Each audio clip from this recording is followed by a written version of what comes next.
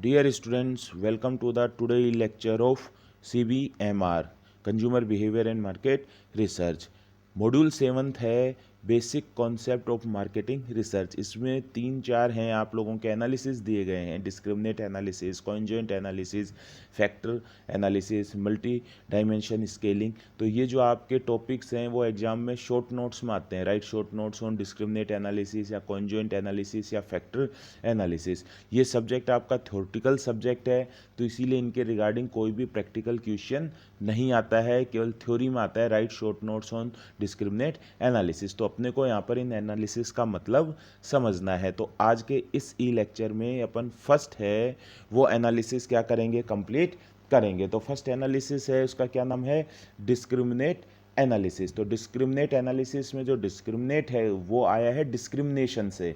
Discrimination को हिंदी में क्या बोलते हैं, भेदभाव करना। कि जब हम इंडिविजुअल्स या ऑब्जेक्ट को किसी एक पर्टिकुलर कैरेक्टरिस्टिक्स के बेस पर अलग अलग कैटेगरीज में डिवाइड कर देते हैं, तो हम उनमें क्या कर रहे हैं, भेदभाव कर रहे हैं, क्लासिफिकेशन कर रहे हैं। तो वहीं से ये वर्ड आया है डिस्क्रिमिनेट एनालिसिस। तो सबसे पहले आपको ये समझना ज़रूरी है कि जो डिस्क्रिमिनेट एनालिसिस है वो कौन से डेटा के लिए किया जाता है। तो basically there are two types of data, metric and non matric.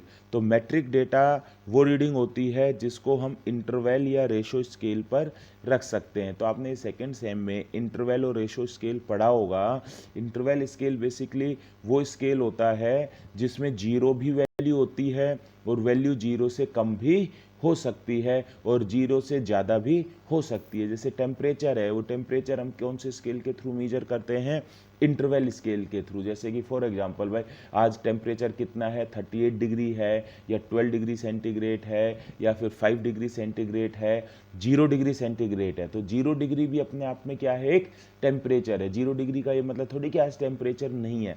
और जो टेम्परेचर है वो माइनस में भी जा सकता है, जैसे आज -2 डिग्री सेंटीग्रेड टेम्परेचर है। तो ये कौन सा स्केल होता है, इंटरवल स्केल। और रेशो स्केल कौन सा स्केल होता है, जिसमें जीरो से नीचे वैल्यू नहीं होती है, जीरो बेस होता है और जीरो का मतलब होता है कि वो वैल्यू नहीं है। जैसे कि फॉर एग्जांपल वेट है, भाई वेट कितना है, 5 kg है, 10 kg है, 80 kg है, 70 kg है। 0 kg का क्या मतलब होगा, कोई वेट नहीं है और जीरो से कम होता ही नहीं। कभी आपने सुना है कि किसी प्रोडक्ट का वेट कितना है, -2 kg है या -5 kg है। डिस्टेंस है वो भी कैसे स्केल पे मेजर किया जाता है, रेशो स्केल पे। जैसे कि अलवर से जयपुर का डिस्टेंस कितना है, फॉर एग्जांपल 153 किलोमीटर है। तो जीरो का मतलब क्या है, आप अलवर में ही हो, अभी कोई डिस्टेंस नहीं है। और जीरो से कम थोड़ी होता है कि अलवर से दिल्ली का कितना है, -153 किलोमीटर है। तो ये भी कौन सा स्केल होगा, रेशो स्केल होगा। तो वो डेटा जिसको हम इंटरवल या रेशियो स्केल के थ्रू मेजर करते हैं उसे कौन सा डेटा बोलते हैं, मैट्रिक डेटा बोलते हैं। और ये जो डेटा होता है ये बेसिकली क्वांटिटेटिव डेटा होता है। क्वांटिटेटिव डेटा का मतलब हमारे पास स्केल होता है, हम स्केल से डायरेक्ट इस डेटा को मेजर कर सकते हैं। जैसे कि फॉर एग्जांपल वेट है, फॉर एग्जांपल हाइट है, डिस्टेंस है, ये सारे के सारे कौन से डेटा होंगे, आपके मैट्रिक डेटा होते हैं। सेकंड क्या है, नॉन मैट्रिक डेटा। तो नॉन मैट्रिक डेटा वो डेटा होता है जिसमें बेसिकली सेटिस्फैक्शन रेटिंग होगी, जैसे highly satisfied, moderately satisfied, dissatisfied, yes या नो रिस्पॉन्स होंगे, या फिर है पर्टिकुलर जेंडर के बेस पर कैटेगरीज होंगी।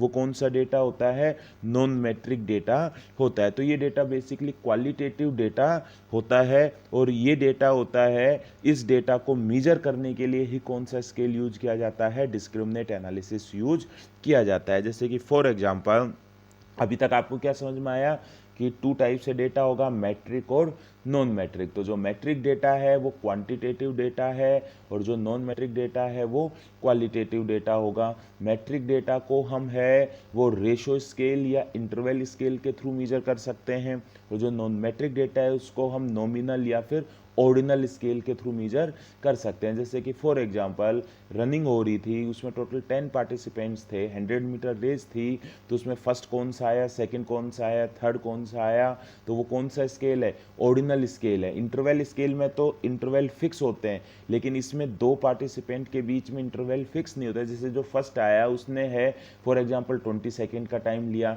जो सेकंड आया उसने 19 सेकेंड का टाइम लिया, जो थर्ड आया उसने 16 सेकेंड का टाइम लिया। गया, तो फर्स्ट और सेकंड में तो 1 का डिफरेंस है, सेकंड और थर्ड में 2 का डिफरेंस है, तो ये इसमें है इंटरवल इक्वल नहीं होते, तो ये कौन सा स्केल होता है, ऑर्डिनल स्केल होता है। तो बेसिकली मैट्रिक डेटा के लिए तो रिग्रेशन और कोरिलेशन एनालिसिस यूज किया जाता है, और जो नॉन मैट्रिक डेटा है उसके लिए कौन सा एनालिसिस यूज किया जाता है, डिस्क्रिमिनेट एनालिसिस यूज किया जाता है। अब डिस्क्रिमिनेट एनालिसिस का फ़ायदा क्या होता है कि डिस्क्रिमिनेट एनालिसिस से रिसर्चर है वो पर्सन्स या ऑब्जेक्ट्स को 2 या 2 से ज़्यादा कैटेगरी में क्लासिफाइड कर सकता है। जैसे कि फॉर एग्जांपल कोई एयरलाइन कंपनी है, वो अपने कस्टमर्स को हैवी यूजर्स और लाइट यूजर्स में क्या कर सकती है, क्लासिफाइड कर सकती है। इसमें जो वो कैटेगरी बनाएगी वो कैटेगरी क्या होनी चाहिए, म्यूचुअली एक्सक्लूसिव होनी चाहिए। मतलब है जो इंडिविजुअल है वो किसी एक कैटेगरी में आ रहा है, वो हैवी यूजर्स में आ रहा है तो लाइट यूजर्स में नहीं आ सकता, लाइट यूजर्स में आ रहा है तो वो हैवी यूजर्स में नहीं आ सकता। तो ज़्यादातर केस में जो ये क्लासिफिकेशन होते हैं ये डिकोटोमस होते हैं। डिकोटोमस का क्या मतलब होगा, 2 कैटेगरीज ही होती हैं, जैसे कि performer, non performer, heavy users, light users, या फिर है फॉर एग्जांपल सेटिस्फाइड, डिससेटिस्फाइड। लेकिन कई बार ये 2 से भी ज़्यादा हो सकती हैं, जैसे सेटिस्फेक्शन में highly satisfied, moderately satisfied, satisfied और डिससेटिस्फाइड। तो इसमें हमने कंज्यूमर्स को कितनी कैटेगरीज में डिवाइड कर लिया, टोटल 4 कैटेगरीज में डिवाइड कर लिया। अब जो डिस्क्रिमिनेट एनालिसिस है इसमें बेसिकली इंडिविजुअल या ऑब्जेक्ट को पहले स्कोर असाइन किया जाता है, फिर उस स्कोर के बेस पर देखा जाता है कि उसको हम कौन सी कैटेगरी में डालेंगे। जैसे कि फॉर एग्जांपल एयरलाइन कंपनी है, वो अपने जो ओवरऑल कस्टमर्स हैं उन कस्टमर्स को हैवी और लाइट यूजर्स में क्लासिफाई करना चाहती है, तो वो कौन सा एनालिसिस यूज कर रही है, वो डिस्क्रिमिनेट एनालिसिस यूज कर रही है। तो उसने कर दिया कि भाई कि जिसने महीने में 5 या 5 से ज़्यादा है फ्लाइट्स ली होंगी वो तो कौन सा हो जाएगा, हैवी यूजर्स, और जिसने 5 से कम फ्लाइट्स ली होंगी वो कौन सा यूज़र हो जाएगा, लाइट यूजर्स। तो अब उसके पास टोटल है इस मंथ में 1000 कस्टमर्स ने एयरलाइन सर्विस की फ़्लाइट्स यूज़ की थी, तो उसमें से उसने देख लिया जिसके 5 या 5 से ज़्यादा फ्लाइट्स थी पर मंथ है तो वो तो कौन सा हो गया, हैवी यूजर्स, और जिसकी 5 से कम थी वो कौन सा यूज़र हो गया, लाइट यूज़र हो गया। तो डिस्क्रिमिनेट एनालिसिस है वो बेसिकली क्यों यूज किया जाता है कि रिसर्चर है वो ग्रुप या कैटेगरीज हैं उसमें जो सब्जेक्ट है उसको प्रिडिक्ट कर ले, मतलब कि जो पास्ट में हैं इंसिडेंसेस हो चुके हैं या जो पास्ट में सरकमस्टांसेस हो चुकी हैं उसका एनालिसिस कर कर वो फ्यूचर में क्या ले सकता है, डिस्क्रिमिनेट एनालिसिस के बेस पर डिसीजन ले सकता है। जैसे कि फॉर एग्जांपल कोई इंडिविजुअल है, उसको जॉब के लिए इंटरव्यू लिया जा रहा है, तो मैनेजर को है कोई उसके पास टाइम मशीन तो है नहीं कि वो ये डिसाइड कर लेगा उसी टाइम पर कि भाई अगर इसको मैंने सेलेक्ट कर दिया तो सिलेक्शन के बेस पर आगे जॉब में अच्छा करेगा, क्योंकि 5-10 मिनट के इंटरव्यू से उसकी पोटेंशियल तो पता चल रहा है, लेकिन इस चीज़ की गारंटी थोड़ी है कि वो है आगे जॉब में परफॉर्म अच्छा करेगा। तो अगर ऐसा ही होता तो इंटरव्यू लेने के बाद जितने भी एम्प्लॉयज़ हैं सबकी परफॉर्मेंस क्या आनी चाहिए थी, गुड आनी चाहिए थी, लेकिन जब वो जॉब पर जाते हैं तो कुछ की परफॉर्मेंस अच्छी आती है, कुछ की परफॉर्मेंस अच्छी नहीं आती। तो खाली हम इंटरव्यू में सिलेक्शन कर कर ये डिसाइड नहीं कर सकते कि फ्यूचर में ये पर्सन जॉब में अच्छा परफॉर्म करेगा। तो उसके लिए एचआर मैनेजर ये श्योर हो जाना चाहता है कि भाई मैं जिनको भी हायर करूं तो उनके चांसेस यही रहें कि वो जॉब पर क्या करे, अच्छा परफॉर्मेंस करे। तो उसके लिए वो क्या कर सकता है, डिस्क्रिमिनेट एनालिसिस का यूज कर सकता है। तो वो क्या करेगा कि उसके पास फॉर एग्जांपल अभी ऑर्गेनाइजेशन में 100 एम्प्लॉयज़ हैं, तो वो उन 100 एम्प्लॉयज़ है जो कि ऑर्गेनाइजेशन में कुछ टाइम के लिए काम कर रहे हैं, तो उसने तो उसको क्लासिफाइड कर ही रखा होगा, परफॉर्मेंस अप्रेजल के बेस पर डिस्क्रिमिनेट एनालिसिस कर ही रखा होगा कि ये हाई परफॉर्मर हैं और ये लो परफॉर्मर हैं। तो अब उस केस में सपोज है 100 एम्प्लॉयज उसके पास थे, उसका परफॉर्मेंस अप्रेजल के बेस पर उन्होंने 60 को तो हाई परफॉर्मर में रख रखा था और 40 को है लो परफॉर्मर में रख रखा था। तो अब वो जो 60 हाई परफॉर्मर हैं उनका क्राइटेरिया चेक कर सकती है कि इंटरव्यू लेने के टाइम पर उन्हें हमने क्या क्या चीज़ों के बेस पर चेक किया था। तो जो फॉर एग्जांपल उनको जो आपने चेक किया था तो उस टाइम पर किसके बेस पर है चेक किया था? Educational, prior work experience, participation in training program, work attitude, personality, characteristics. तो ये इन्फॉर्मेशन आपको जब आपने उनको इंटरव्यू लिया था तभी भी हायर थी। तो अब इसके बेस पर आप प्रिडिक्ट कर सकते हो कि अभी जिनका मैं इंटरव्यू ले रहा हूँ या ले रही हूँ उनकी भी एजुकेशनल क्वालिफिकेशन, पर्सनल कैरेक्टरिस्टिक्स और ट्रेनिंग प्रोग्राम उन्हीं के ही जैसे हैं जो कि अभी करंट जॉब में हाई परफॉर्मेंस दे रहे हैं। तो उनके भी सिलेक्शन के बाद परफॉर्मेंस देने के चांसेस अच्छे क्या होंगे? ज़्यादा होंगे। तो वो जो मैंने डिस्क्रिमिनेट एनालिसिस यूज किया था उसका यूज मैं अब किस में कर रहा हूँ? करंट में इंटरव्यू लेने में। तो जो इंटरव्यू दे रहा है उनके कैरेक्टरिस्टिक्स हैं जो मेरे पास ऑलरेडी हाई परफॉर्मर हैं उससे मैच हो रहे हैं। तो इसका मतलब क्या होगा? अगर मैं इसको सेलेक्ट करता हूँ तो ये भी हाई परफॉर्मर बन सकता है। तो इससे है मैं डिस्क्रिमिनेट एनालिसिस की मदद से इंटरव्यू में उसका क्या कर रहा हूँ? यूज कर रहा हूँ। अब नेक्स्ट क्या जाता है? Steps in discriminate analysis. तो बेसिकली डिस्क्रिमिनेट एनालिसिस में 2 स्टेप्स होते हैं। पहला स्टेप्स तो क्या होता है? स्कोरिंग देना हर किसी इंडिविजुअल को।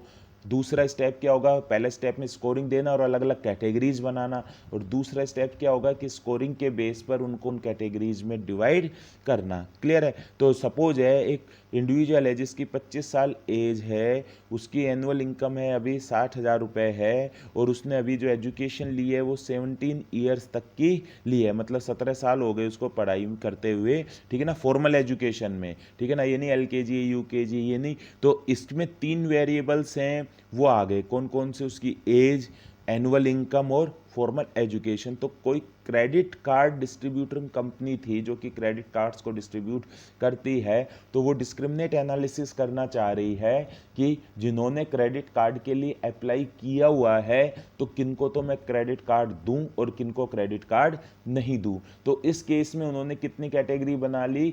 2 कैटेगरीज बना ली, एक तो एक्सेप्टेड और एक रिजेक्टेड। तो कौन सा एनालिसिस चल रहा है? ये डिस्क्रिमिनेट एनालिसिस। तो ये डेटा कैसा है? नॉन मैट्रिक डेटा, क्योंकि किसी पर्सन को देखकर ही मैं आइडिया नहीं लगा सकता कि कोई मेरे पास स्केल नहीं है कि स्केल पे मेजर किया उसके फोरहेड पे तो एक्सेप्टेड या रिजेक्टेड लिखा जाएगा। तो इसको हम कौन से एनालिसिस के थ्रू करेंगे? डिस्क्रिमिनेट एनालिसिस के थ्रू करेंगे। तो जैसे कि Y है वो तो एक्सेप्टेड या रिजेक्टेड हो जाएगा। तो B1 25 plus B2 60,000 plus B3 17। तो ये यहाँ पर B1 B2 B3 वेटेज हैं कि क्रेडिट कार्ड कंपनी सबसे ज़्यादा वेटेज किसे दे रही है। तो फॉर एग्जांपल सबसे ज़्यादा वेटेज उसने एज को दिया, क्योंकि जो एज वाले पर्सन्स हैं, जो यंगर पर्सन्स हैं, वो क्रेडिट कार्ड को ज़्यादा यूज करते हैं। सेकंड उन्होंने है किसको दिया? इनकम को दिया, क्योंकि जिसकी इनकम जितनी ज़्यादा होगी क्रेडिट कार्ड में उसकी लिमिट उतनी ही ज़्यादा होगी। और जो थर्ड है वो उसने फॉर्मल एजुकेशन को दिया। क्यों? क्योंकि जो पढ़े लिखे पर्सन होते हैं वो जो कम एजुकेशनल बैकग्राउंड वाले होते हैं उनकी से ज़्यादा है, उनकी प्रोबेबिलिटी होती है कि वो क्रेडिट कार्ड को क्या करें? यूज करें। तो इसमें हमने एक स्कोर कर दिया कि सपोज है किसी का स्कोर है 20,000 से अगर कम आ रहा है तो उसे हम क्रेडिट कार्ड नहीं देंगे, और अगर स्कोर 20,000 से ज़्यादा आ रहा है तो उसको हम क्रेडिट कार्ड देंगे। तो आपके पास है 200 लोगों ने क्रेडिट कार्ड के लिए अप्लाई किया हुआ था, तो आप इसके बेस पर उनके स्कोर कैलकुलेट कर लोगे, और जिसके 20,000 से कम स्कोर आ रहा है उसको तो रिजेक्टेड कर दोगे, और जिसका 20,000 से ज़्यादा स्कोर आ रहा है उसको एक्सेप्टेड कर दोगे। तो ये जो B1 B2 B3 है ये कंपनी अपने अकॉर्डिंग वेटेज दे सकते हैं। जैसे फॉर एग्जांपल है B1 को तो उसने 0.5 वेटेज दे दी, B2 को उसने 0.3 वेटेज दे दी, और B3 को उसने 0.2 वेटेज दे दी। तो 0.5 0.3 और 0.2 कितने हो जाएगा? टोटल 1 हो जाएगा। तो अगर आप इसका कैलकुलेट करोगे तो करीबन 18,000 क्रेडिट स्कोर्स आएंगे। तो कंपनी ने कितना डिसाइड किया था? करीबन 20,000। तो इसका मतलब इस पर्सन को है कंपनी क्या नहीं देगी? क्रेडिट कार्ड नहीं देगी। तो बेसिकली डिस्क्रिमिनेट एनालिसिस में कितने स्टेप्स हो गए? 2 स्टेप्स हो गए। तो फर्स्ट स्टेप तो क्या हो गया? वेटिंग एवरेज डिसाइड करना कि कौन कौन से क्राइटेरिया उनको क्या क्या वेटेज देनी है। दूसरा उसके बेस पे स्कोरिंग डिसाइड करना। फिर थर्ड कि इस पर्टिकुलर स्कोर से ज़्यादा होंगे तो एक कैटेगरी में आएगा, इस पर्टिकुलर स्कोर से कम होंगे तो दूसरी कैटेगरी में आएंगे। उसके बाद फिर क्या करना? जो इंडिविजुअल्स हैं उनके कैटेगरीज के लिए उनके स्कोर्स मेजर करना, और अगर कोई एक स्कोर से ज़्यादा लाता है तो उसको एक कैटेगरी में रखना, और अगर उसका उस स्कोर से कम आ जाता है तो उसको दूसरी कैटेगरी में रखना। तो देखो, क्रेडिट कार्ड के लिए 200 कैंडिडेट्स ने अप्लाई किया था, तो डिस्क्रिमिनेट कर दिया ना, उनमें भेदभाव कर दिया ना कि किसको तो क्रेडिट कार्ड देना है, किसको नहीं देना। तो उसमें से 120 को तो एक्सेप्टेड में रखा और 80 को रिजेक्टेड में रखा। तो कंपनी ने अपनी मर्जी से थोड़ी कर दिया कि उनके पास जो उनका डेटा आया था, उनकी एज है, उनकी इनकम थी, उनकी फॉर्मल एजुकेशन थी, उसके बेस पर उनको उन टू में से किसी एक कैटेगरी में डिसाइड कर दिया। तो ये कौन सा एनालिसिस होगा? डिस्क्रिमिनेट एनालिसिस होगा। अब डिस्क्रिमिनेट एनालिसिस के एडवांटेज क्या है, या तो आप अब तक आपको समझ में आई गई होंगी कि जो हमारे पास टोटल इंडिविजुअल्स हैं या रिस्पोंडेंट हैं, उनको उनके ओवरऑल स्कोर के बेस पर अलग अलग कैटेगरीज में हम क्या कर सकते हैं? डिवाइड कर सकते हैं। जैसे एयरलाइन कंपनी ने डिवाइड कर लिया कि कौन मेरे हैवी यूजर्स हैं, कौन मेरे लाइट यूजर्स हैं। क्रेडिट स्कोर कंपनी ने डिसाइड कर लिया, क्रेडिट कार्ड कंपनी ने डिसाइड कर लिया कि किनको क्रेडिट कार्ड देना है, किनको क्रेडिट कार्ड नहीं देना है। एचआर डिपार्टमेंट ने है डिसाइड कर लिया कि कौन से हाई परफॉर्मर कैटेगरी में आ सकते हैं, कौन से लो परफॉर्मर कैटेगरी में आ सकते हैं। नेक्स्ट, जैसे कि एक एग्जांपल और है कि जैसे सपोज है कोई कंपनी थी वो 1998 में रिसर्च कर रही है, जो कि वो ब्लैक एंड वाइट और कलर टेलीविज़न बना रही है।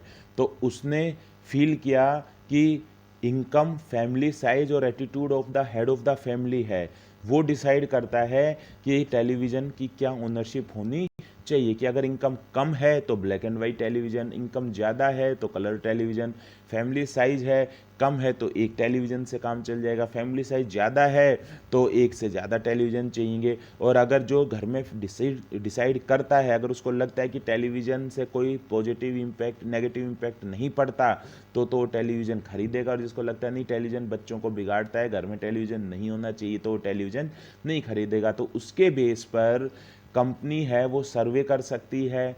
वो सर्वे करने के बाद है दो कैटेगरीज बना सकती है कि कौन तो टेलीविज़न एक्सेप्ट करेंगे, मतलब परचेज करेंगे, और कौन टेलीविज़न परचेज नहीं करेंगे। अब जो परचेज करेंगे उसमें भी आगे वो दो कैटेगरी बना सकती है कि कौन तो black and white television purchase कर सकते हैं और कौन है वो कलर टेलीविज़न परचेज कर सकते हैं। तो कंपनी किसका यूज कर रही है? डिस्क्रिमिनेट एनालिसिस का यूज कर रही है। लास्ट क्या आएगा? Difference between discriminate analysis and regression analysis. तो अब आपको ये समझ में आ ही गया होगा। पहले तो सिमिलरिटी पढ़ते हैं। सिमिलरिटी दोनों में क्या होगी? दो वेरिएबल होंगे, एक इंडिपेंडेंट वेरिएबल होगा और एक डिपेंडेंट वेरिएबल होगा। जैसे कि इस केस में तो जो क्रेडिट कार्ड वाला था, तो इसमें क्रेडिट कार्ड मिलेगा या नहीं मिलेगा ये तो डिपेंडेंट है, और पर्सन की एज है, इनकम है और फॉर्मल एजुकेशन है, ये क्या हो गई? इंडिपेंडेंट होगी। इसी तरह रिग्रेशन एनालिसिस का मतलब जिसको हम क्वांटिटेटिव टर्म में मेजर कर सकते हैं, जैसे कि प्राइस बढ़ाने पर सेल्स पर क्या इम्पैक्ट पड़ेगा, तो इसमें सेल्स डिपेंडेंट हो गई और प्राइस इंडिपेंडेंट होगी। तो सिमिलरिटी तो क्या हुई दोनों में कि दोनों में ही एक डिपेंडेंट वेरिएबल होता है और एक इंडिपेंडेंट वेरिएबल होता है। लेकिन डिफरेंस क्या होता है कि रिग्रेशन एनालिसिस है वो क्वांटिटेटिव डेटा के लिए यूज किया जाता है, मतलब मैट्रिक डेटा के लिए, और जो डिस्क्रिमिनेट एनालिसिस है वो क्वालिटेटिव डेटा के लिए यानी कि नॉन मैट्रिक डेटा के लिए यूज किया जाता है। तो जो डिस्क्रिमिनेट एनालिसिस है उसमें हम कैटेगरीज बनाते हैं कि पर्टिकुलर है, स्कोरिंग के बेस पर है, एक कैटेगरी में आएगा और दूसरी कैटेगरी में नहीं आएगा। जैसे high potential, low potential, high performer, low performer. तो ये आपका क्या है? डिस्क्रिमिनेट एनालिसिस है। तो आपके एग्जाम में कैसे आता है? Right short notes on discriminate analysis. Stay home, stay safe.